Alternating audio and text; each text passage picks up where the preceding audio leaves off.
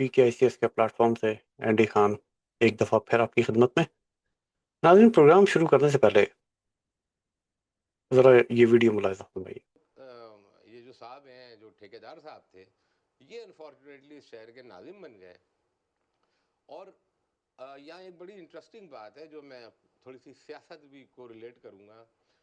جن صاحب کے لنڈن میں صاحب ہیں، جن کے لیے یہ قصیدے آتے ہی انہوں نے پڑھے تھے کہ یہ تو مطلب اس سے برا کوئی آدمی ہی نہیں ہوگا، تو اب مجھے سمجھ میں آتا ہے کہ اس نے جس آدمی کو سلیکٹ کیا تو ان کی ڈیفینیشن کے مطابق کسی برے ہی آدمی کو اس نے سلیکٹ کیا ہوگا جو ان کے کام کا ہو۔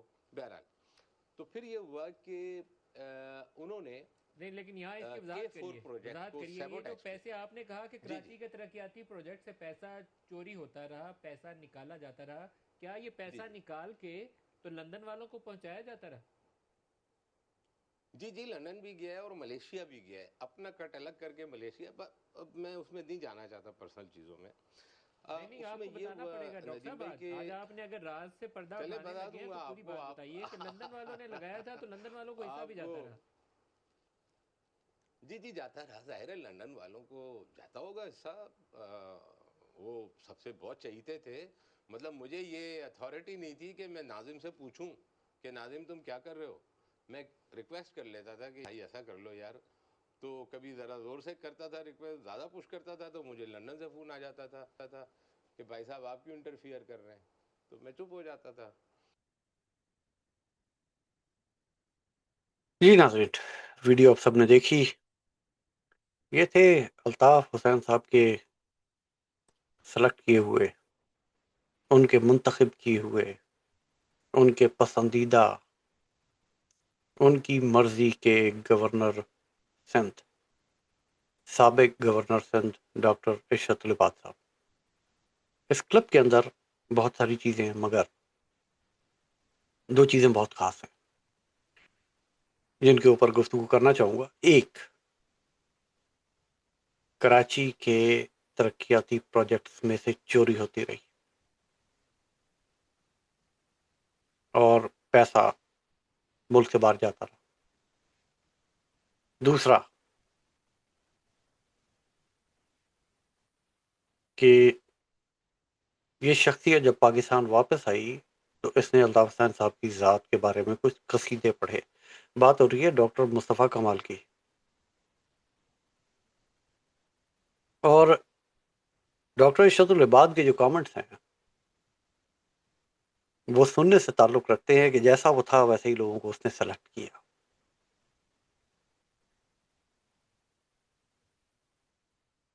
جیسا وہ تھا ویسے ہی لوگوں کو اس نے سلیکٹ کیا۔ دوسری جو گفتگو انہوں نے فرمائی وہ ہے کہ پیسے کراچی کے ترقیاتی پروگراموں کے پیسے چوری ہوتے رہے اور وہ ملیشیا اور لندن جاتے رہے، اور ملیشیا صرف وہ جاتا رہا جو کہ مصطفیٰ کمال کا حصہ تھا۔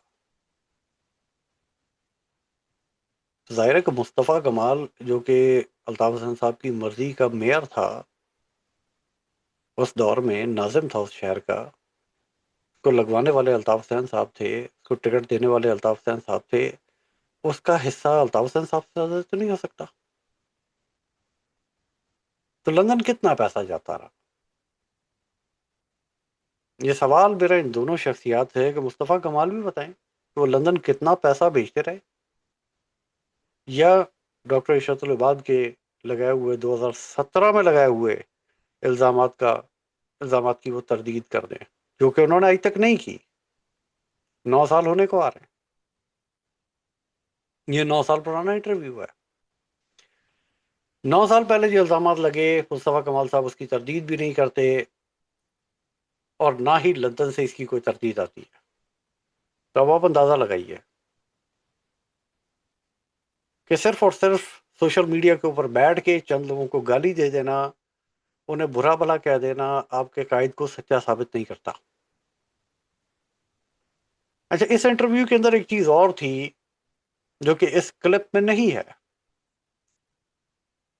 اگر آپ یوٹیوب پہ سرچ کریں گے تو آپ کو یہ انٹرویو مل جائے گا۔ اس کے اندر ایک چیز اور ہے، اس کے اندر 2 پٹی کی چپل کا ذکر ہے۔ وہ تینوں حضرات، پھر 2 پٹی کی چپل کا ذکر ہے.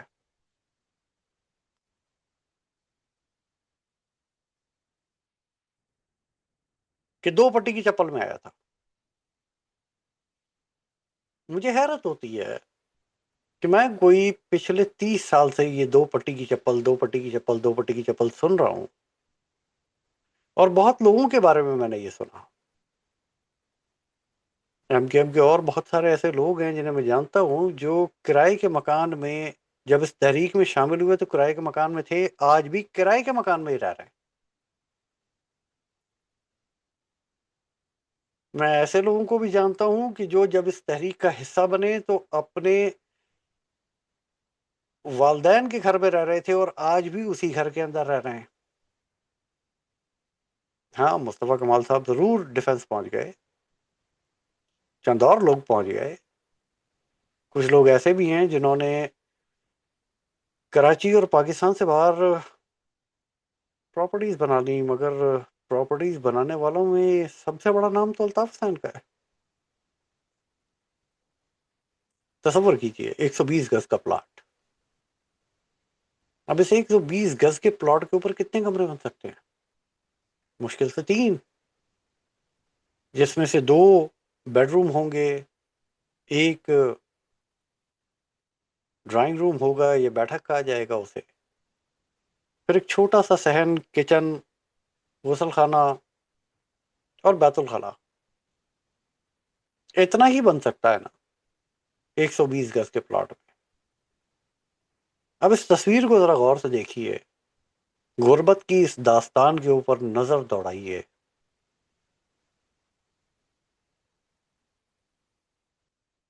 ناظرین، یہ 9 افراد ہیں، 9 افراد،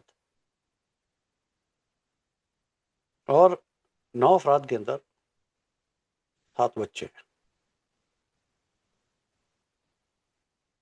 بیچ میں چودھری نذیر حسین صاحب ہیں، ان کی اہلیہ ہیں، اور ان کے 7 عدد بچے ان کے ارد گرد، جو کہ کچھ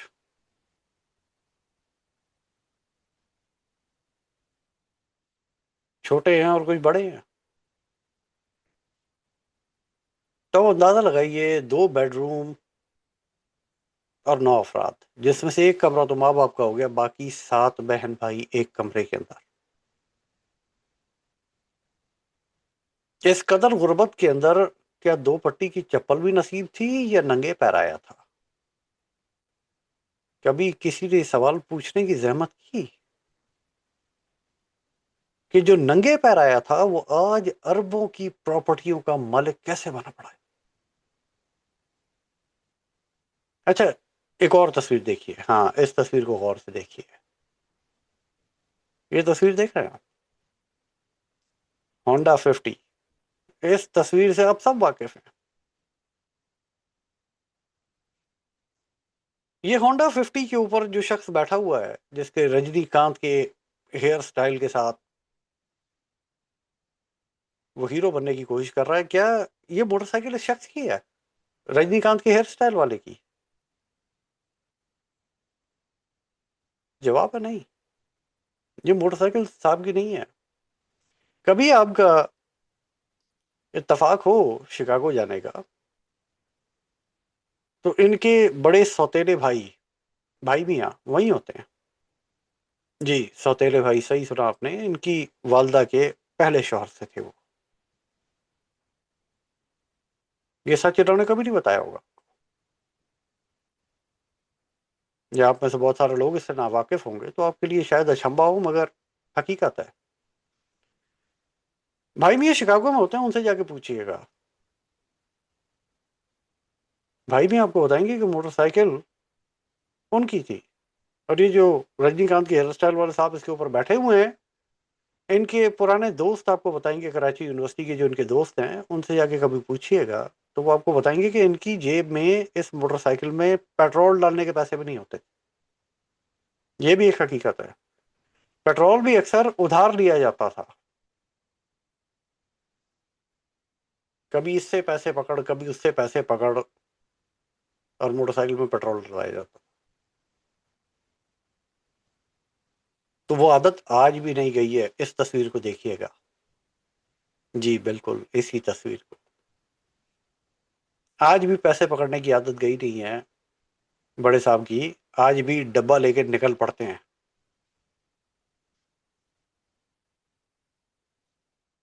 کہ اللہ کے نام پہ بابا. ٹک ٹاک پہ آ کے بیٹھے جاتے ہیں جو کہ کیسا پلیٹ فارم ہے, وہاں کس کس قسم کے تماشے لگتے ہیں اس سے آپ سب واقف ہیں. آپ میں سے بہت سارے لوگ اس وقت بڑے صاحب کو ڈیفینڈ کرنے کی کوشش کر رہے ہوں گے. میرا آپ کو مشورہ ہے, آپ کے گھر میں جو بزرگ ہیں, آپ کے کوئی دادا ہوں گے, کوئی دادی ہوں گی, کوئی نانی, نانا, والدہ, ابا جان, ان کو بٹھا دیجیے ٹک ٹاک کے اوپر. ان کو بٹھائیے. اگر یہ کوئی بہت اعلیٰ لیول کا کام ہے, بہت اونچے لیول کا کام ہے جو الطاف حسین صاحب کر رہے ہیں, تو آپ اپنے گھروں میں کرنا شروع کر دیجیے یہ کام.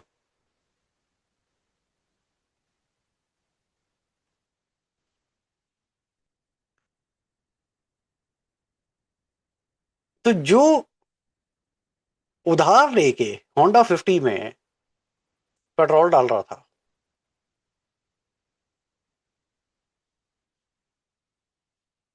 کوئی مجھے یہ بتائے گا کہ آج وہ رینج روور کا مالک کیسے بن گیا؟ یہ پیسہ کہاں سے آیا بھائی؟ اور یہ جو 13 عدد خشکوں کی ایک فوج ابھی آپ نے جمع کی ہے, جو کہ میری اطلاعات کے مطابق میری لندن کی سورس مجھے یہ بتا رہی ہے کہ یہ جو خشکوں کی ایک فوج, 13 خشکوں کی فوج جمع کی گئی, جسے آپ نے سوشل میڈیا کا نام دیا اور آپ نے ایک سرکولر جاری کر دیا اپنے ٹویٹر اکاؤنٹ کے اوپر, یہ صرف اور صرف آپ کے منورنجن کے لیے آئے. ویسے میری لندن کی سورس مجھے یہ بھی بتا رہی ہے کہ وہ جو ایک خاتون ابھی واپس آئی ہیں,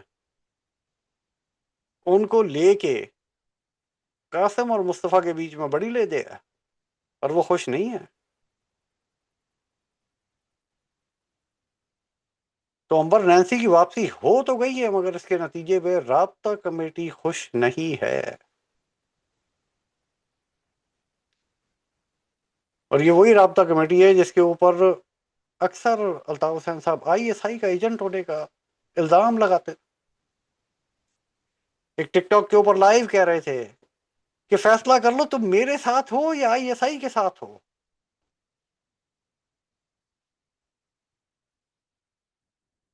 الطاف حسین صاحب, میرا آپ کو مشورہ ہے, تھوڑی سی انویسٹیگیشن کر لیں کہ جن لوگوں کو آپ واپس لے کے آ رہے ہیں وہ آپ کے ساتھ ہیں یا ISI کے ساتھ ہیں. میری اطلاعات کچھ اور ہیں. جہاں مافیوں کے سیزن کی بات چل رہی ہے, جہاں مافیوں کے سیزن کی بات چل رہی ہے,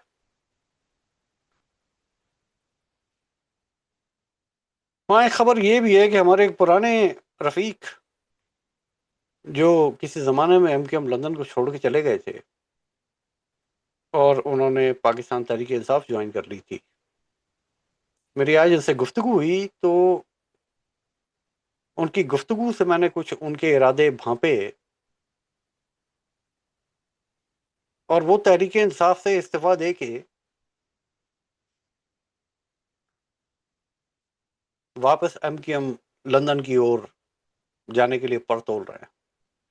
آج انہوں نے بڑے کھلے الفاظ میں مجھے یہ کہا کہ میں سوچ رہا ہوں کہ ایک معافی نامہ لکھ کے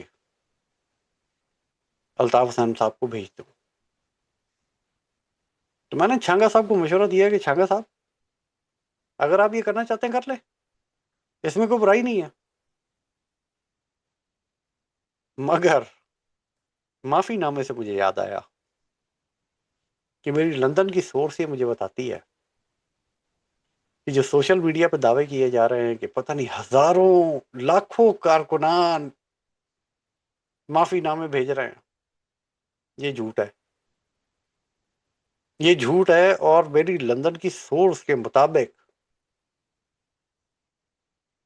جو معافی نامے موصول ہوئے ہیں وہ انگلیوں پہ گنے جا سکتے ہیں, انگلیوں پہ, اور شاید انگلیاں بھی زیادہ پڑ جائیں. تو یہ 18.5 لوگوں کی پارٹی 20.5 لوگوں سے زیادہ آگے نہیں جا پائے گی. ہاں میرے جو سدا بار خشکے ہیں وہ ان چیزوں کے اوپر خوش ہو سکتے ہیں، سوشل میڈیا کے جھوٹے بیانیوں کے اوپر. تو ایسا ہی موقعوں کے لیے غالب نے کہا تھا کہ دل کے بہلانے کو غالب ہی خیال اچھا ہے. خشکی خوشی منا لیں، مگر آنے والے دن بتائیں گے کہ تعداد کتنی بڑھتی ہے. ویل اینی وے، اگلے پروگرام تک کے لیے مجھے اجازت دیجیے گا، بشرط زندگی پھر ملیں گے. اللہ حافظ.